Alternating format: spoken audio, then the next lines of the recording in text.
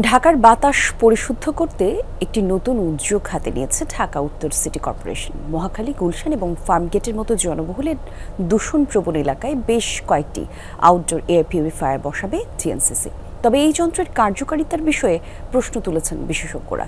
টেকসই উন্নয়নের দিকে না গিয়ে কেন ব্যয়বহুল এমন উদ্যোগ নেওয়া হচ্ছে তার উত্তর খুঁজেছেন সহকর্মী সুমাইয়া ঐশী। ক্যামেরায় ছিলেন তানভীর মোর্শেদ। বায়ু দূষণ ঢাকা শহরের নিত্যসঙ্গী। দিনের পর দিন বিশ্বের দূষিত শহরগুলোর শীর্ষে থাকে ঢাকা। ঢাকার বাতাসে অতি ক্ষুদ্র বস্তুকণা PM2.5 এবং ক্ষতিকর গ্যাসীয় উপাদানের উপস্থিতি আছে স্বাভাবিকের চেয়ে 6 থেকে 7 গুণ বেশি। এমন পরিস্থিতিতে রাজধানীর কয়েকটি স্থানে আউটডোর এয়ার পিউরিফায়ার বসানোর পরিকল্পনা করেছে ঢাকা উত্তর সিটি কর্পোরেশন ডিএনসিসি। এসব যন্ত্র এর আশপাশের 30,000 ঘনফুট এলাকার বাতাস পরিশুদ্ধ করতে পারবে।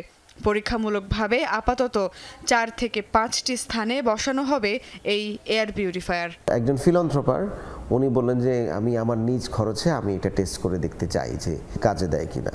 ইনভেস্টমেন্ট, ইনস্টলেশন এবং দেখাশোনা পুরোটাই হচ্ছে ওনারা করবেন। কাজ করলে আমরা এটা কন্টিনিউ করব, কিন্তু আমরা কিনবো না। কেউ যদি ভলেন্টারিলি এগুলো করে তাহলে ভালো, আর কাজ না করলে তো আমরা বন্ধ করে দেবো।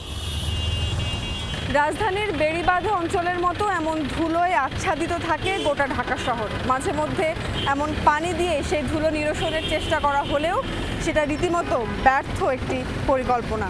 এই যে ধুলো হচ্ছে এবং গাছের সংখ্যা কম, যানবাহনের ধোঁয়া, এই সব কিছুর একটি টেকসই সমাধান না করে শুধুমাত্র এয়ার পিউরিফায়ারের মাধ্যমে দূষণ কমানোর পরিকল্পনা কতটা যুক্তিসঙ্গত সেই প্রশ্নে উঠছে এখন।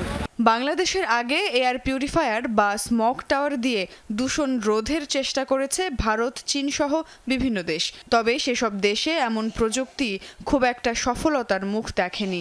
বাংলাদেশের প্রেক্ষাপটে এর কার্যকারিতা নিয়েও প্রশ্ন উঠেছে।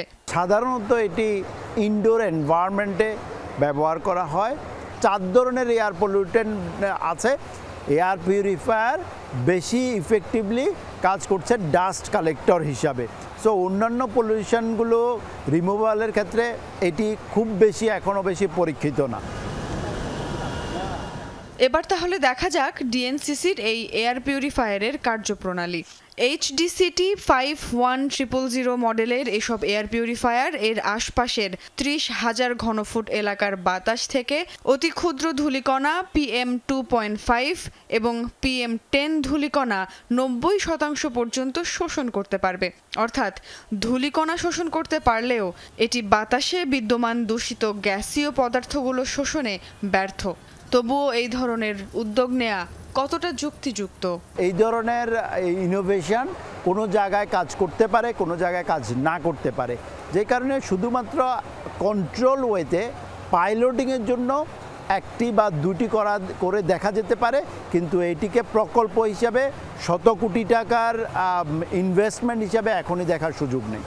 ডিএনসিসি প্রশাসক বলছেন, কিছু গণমাধ্যমে এই এয়ার পিউরিফায়ার নিয়ে ভুল তথ্য প্রচার করা হচ্ছে। এটিকে মূলত কোনো সমাধান হিসেবে নিচ্ছে না ডিএনসিসি। আমরা যদি মনে করি যে এটাকে আমি শুধু পিউরিফায়ার দিয়ে করব, this is a completely wrong idea. এটা বুঝি প্রকল্প না, এটা একটা পাইলট প্রচেষ্টা।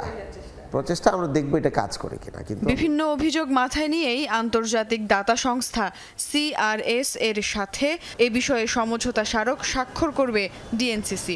তবে ঠিক কবে নাগাদ এই পরিকল্পনা বাস্তবায়িত হবে তা এখনও নির্ধারিত হয়নি। সুমাইয়া ঐশী, যমুনা নিউজ, ঢাকা।